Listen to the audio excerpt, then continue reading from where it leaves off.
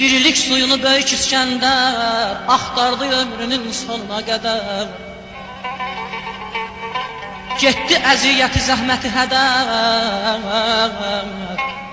Kimin ölməməyə nə cürəti var? Adəm də etmişdi bir zaman günah, buğda dənəsinə salmışdı tamam.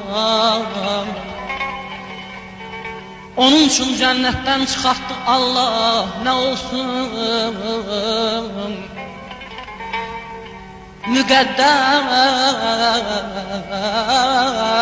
olsa da cinayəti var. Bu dünya sənin üçün deyil tamaşa, çalış ki ömrünü mənalı yaşa.